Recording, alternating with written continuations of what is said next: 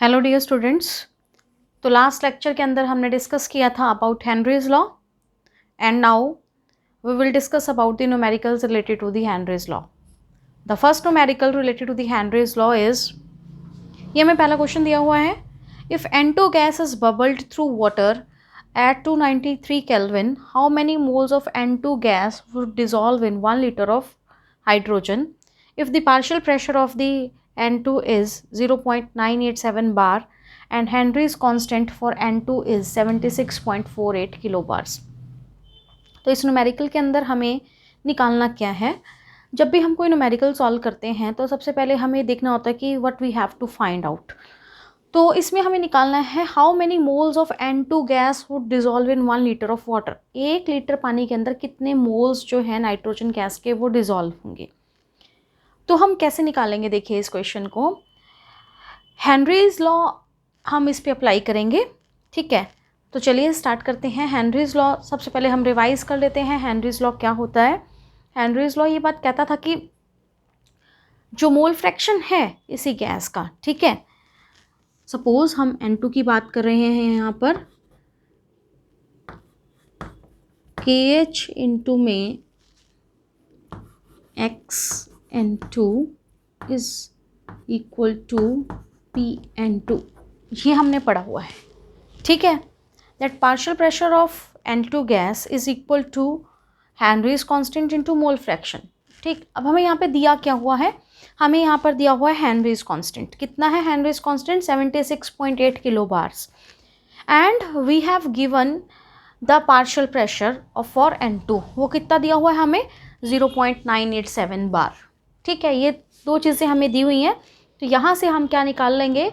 इसका mole fraction निकाल लेंगे। सबसे पहले हम इसका मोल फ्रैक्शन निकालेंगे और फिर इसके मोल फ्रैक्शन से हम नंबर ऑफ मोल्स निकालेंगे। चलिए स्टार्ट करते हैं हम। देखिए KH कितना दिया हुआ है? KH दिया हुआ है 76.48 किलो बार। ये किलो बार्स के अंदर है, तो हमें पार्शियल प्रेशर जो है वो बार में दिया हुआ है। सबसे पहला काम हम क्या करेंगे? इस 76.48 किलो बार को हम बार में कन्वर्ट कर लेंगे। How we can convert bars, kilo bars to bars? Kilo means 10⁻3, तो हम मल्टीप्लाई करेंगे इसको 76 देखिए यहाँ पर हमारे पास है ये इसका Henry's constant KH is equal to 76.48 kilo bar. We will multiply it with 10 raised to the power 3. It will be 76480 बार। ठीक है, तो ये हमारे पास क्या आ गया?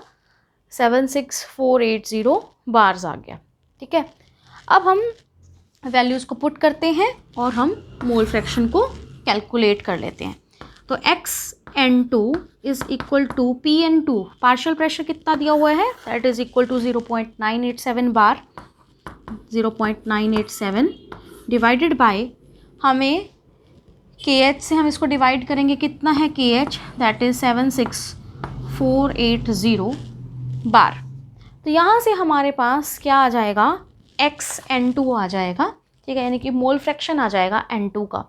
अब किसी भी चीज़ का मोल फ्रैक्शन किसके बराबर होता है? सपोज एक सॉल्यूशन के अंदर दो कंपोनेंट्स हैं A एंड B, तो हम A का मोल फ्रैक्शन अगर हम कैलकुलेट करना चाह रहे हैं तो किसके बराबर होता है? That is equal to number of moles of A divided by total number of moles. तो दो कंपोनेंट्स हैं सपोज A एंड B, तो Na प्लस NB। क्लियर है ये बात? हमें पहले भी हम डिस्कस कर चुके हैं। तो XN2 हमारे पास ये आ गया, लेकिन हमें न्यूमेरिकल के अकॉर्डिंग क्या चाहिए? हमें मोल्स चाहिए N2 गैस के। ठीक है, तो XN2 किसके बराबर होगा हमारे पास? That will be equal to NN2, number of moles of nitrogen gas divided by number of moles of nitrogen gas plus number of moles of water. क्योंकि सेकेंड कंपोनेंट क्या है? किसके अंदर घोला है हमने? किसके अंदर बबल किया है नाइट्रोजन गैस को? वाटर के अंदर बबल किया। तो that is equal to N water. ठीक है, H2O। अब number of moles of water किसके बराबर होते हैं? Given mass by molar mass. ठीक है, तो यहाँ पर 1 लीटर वाटर लिया हुआ है, तो जब भी कभी 1 लीटर वाटर होता है तो उसके अंदर कितने मोल्स होते हैं हमारे पास? 55.5 मोल्स होते हैं। ये आपने पहले भी कैलकुलेट किया हुआ है। कैसे कैलकुलेट करते हैं हम? That is equal to 1000 by में 18। ठीक है, 1000 1 लीटर है तो हम इसको 1000 ग्राम्स बाय में 18 इसका मोलर मास से डिवाइड करेंगे तो हमारे पास जो number of moles of water आएंगे वो कितना आएंगे? 55.5 आएंगे। तो यानी कि हम क्या करें, XN2 को के अंदर ये वैल्यूज़ पुट करते हैं। अब XN2 इसके बराबर था तो इसकी जगह पे हम ये वैल्यू पुट कर सकते हैं। देखिए, तो that is equal to 0.987 divided by 76480 that will be equal to, ये हमें कैलकुलेट करना है, this we have to find out. ठीक है, number of moles of N2 ये हमें निकालने हैं, divided by NN2 plus N water. ठीक है, तो NH2 यानी कि number of moles of water तो दिए हुए हैं हमें। अब हेनरीज लॉ जो है, मैंने आपको जब पढ़ाया था तो उसके अंदर बताया था कि हेनरीज लॉ डाइल्यूट सॉल्यूशंस के लिए अप्लाई होता है। जब हेनरीज लॉ डाइल्यूट सॉल्यूशन के लिए अप्लाई होता है तो हम इस टर्म को, लोअर टर्म को नेग्लेक्ट कर सकते हैं। तो यानी कि हम इस टर्म को यहाँ से नेग्लेक्ट कर देंगे तो ये फॉर्मूला जो है हमारा, ये क्या बन जाएगा? यहाँ पर हम नीचे क्या रहने देंगे? NH2O ही रहने देंगे। एंड NH2O की वैल्यू क्या है हमारे पास? NH2O की वैल्यू है 55.5, तो वो हम यहाँ पर पुट कर देंगे। ठीक है, तो जहाँ पर हमने इसकी वैल्यूज़ पुट करी है तो हमारे पास यहाँ से क्या आ जाएगा? N number of moles of N2 that will be equal to 0.987 divided by 76480 into 55.5। ठीक है, ये आप यहाँ से सॉल्व आउट कर लेंगे तो हमारे पास क्या आ जाएंगे? Number of moles of N2 आ जाएगा जो हमसे पूछा गया है न्यूमेरिकल के अंदर। तो उम्मीद है कि आपको ये समझ में आ गया होगा। तो इस न्यूमेरिकल को आप सॉल्व करेंगे और इसका आंसर आप फाइंड आउट करेंगे। कई बार हमसे नंबर ऑफ मिली मोल्स पूछा जाता है न्यूमेरिकल के अंदर।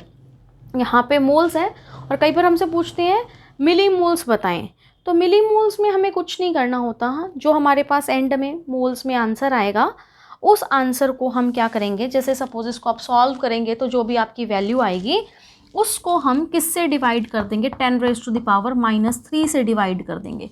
ठीक है, क्योंकि मिली का मतलब 10⁻³ होता है, तो जब आप इसको 10⁻³ से डिवाइड कर देंगे फाइनल रिजल्ट को तो वो आंसर आपका किस में आ जाएगा? मिली मोल्स के अंदर आ जाएगा।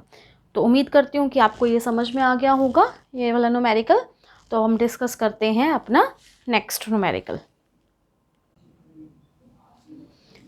हेलो डियर स्टूडेंट्स, तो ये सेकेंड न्यूमेरिकल है हमारे पास।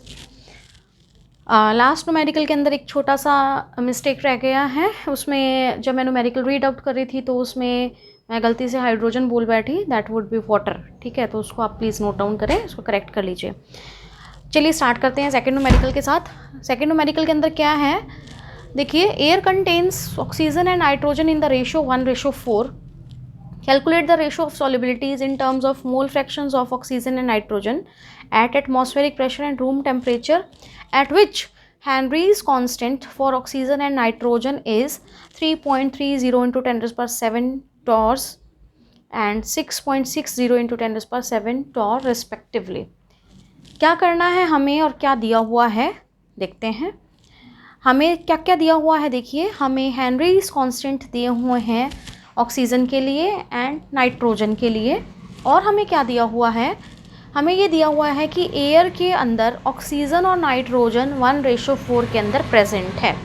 ठीक है, ऑक्सीजन एंड नाइट्रोजन इनकी रेशो कितनी है? 1:4 रेशो है। ठीक है, ये चीज़ दी हुई है और हमें हेनरीज कांस्टेंट दिया हुआ है। अब हमें कैलकुलेट क्या करना है, we have to calculate the ratio of the solubilities in terms of mole fraction of oxygen and nitrogen. हमें जो सॉल्युबिलिटी है ऑक्सीजन की और नाइट्रोजन की वो कैलकुलेट करनी है किसकी टर्म्स में? मोल फ्रैक्शंस की टर्म्स में। कैसे कैलकुलेट करेंगे देखिए हम, और हमें ये भी दिया हुआ है कि एटमॉस्फेरिक प्रेशर, रूम टेम्परेचर की कंडीशंस हैं। तो अब हमारे पास जो फॉर्मूला है दैट इज़ x एनीथिंग, कोई भी ए कंपोनेंट ले लेते हैं, इनटू में KH is equal to PA। ठीक है, ये होता है हमारे पास। हमें कैलकुलेट करना है solubility in terms of mole fraction, यानी कि सॉल्युबिलिटी ऑफ ऑक्सीजन, ठीक है, उसके मोल फ्रैक्शन के टर्म्स में, और solubility of nitrogen in terms of mole fraction. इनकी हमें रेशो कैलकुलेट करनी है, या हम ये कह सकते हैं इसको that we have to calculate this one. ठीक है, ये हमें कैलकुलेट करना है। तो हम कैसे कैलकुलेट करेंगे, देखिए, चलिए हम लगाते हैं फॉर्मूला अपना यही वाला।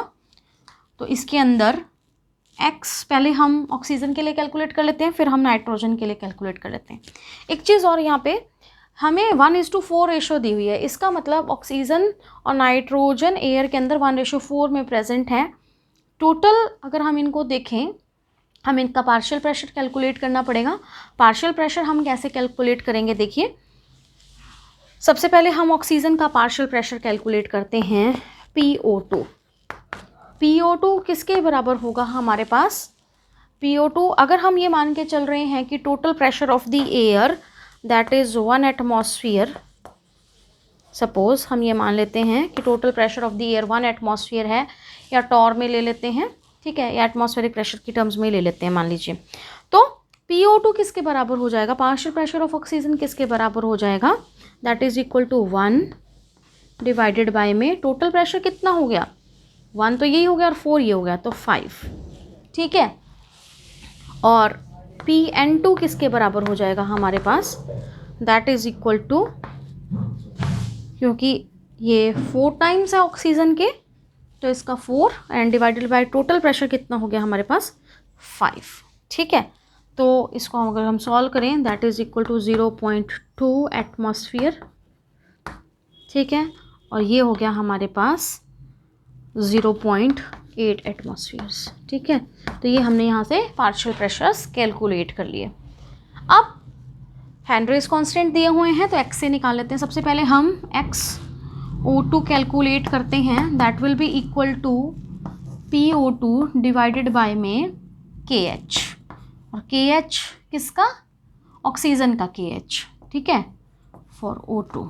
ठीक, तो अगर हम वैल्यूज़ पुट करें तो क्या होगा, PO2 कितना है हमारे पास, 0.2 एटमॉस्फेयर डिवाइडेड बाय KH कितना है हमारे पास O2 के लिए, दैट इज़ 3.30 इंटू 10⁻7 टोर। ठीक है, similarly we will calculate XN2, that is equal to PN2 divided by KH for N2। ठीक है, वो कैसे कैलकुलेट करेंगे, PN2 कितना है हमारे पास, 0.8 डिवाइडेड बाय कितना है KH N2 के लिए, that is equal to 6.60 into 10⁻7 torr. अब हम इनकी रेशो कैलकुलेट करते हैं। चलिए कैसे कैलकुलेट करेंगे हम इनकी रेशो, देखिए, XO2 की वैल्यूज़ को रखते हैं, 0.2 divided by 3.30 into 10⁻7 torr equal to, या is ratio, sorry, 0.8 divided by 6.60 10⁻7। ठीक है, तो अगर हम इसको ऐसे भी लिख सकते हैं ना, XO2 by XN2 is equal to 1, तो यही सेम चीज़ हम ले लेते हैं यहाँ पर। ठीक है, इसको हम ले जाते हैं इसके नीचे, तो 0.2 divided by 3.30 into 10⁻7 torr into 0.8 into में 6.60 इंटू 10⁻7। ठीक है, चलिए वैल्यूज़ को पुट करके निकालते हैं, that is equal to 4 and this is equal to 2, तो 1 2। ठीक है, यानी कि XO2 और XN2 जो है वो कितना है, 1:2 है। ठीक है, तो ये भी आपको न्यूमेरिकल समझ में आ गया होगा। अब नेक्स्ट लेक्चर के अंदर हम डिस्कस करेंगे अबाउट दी वेपर प्रेशर। ठीक है, तो कोई भी प्रॉब्लम्स हो तो आप उसे कमेंट सेक्शन में कमेंट करके पूछ सकते हैं। Thank you.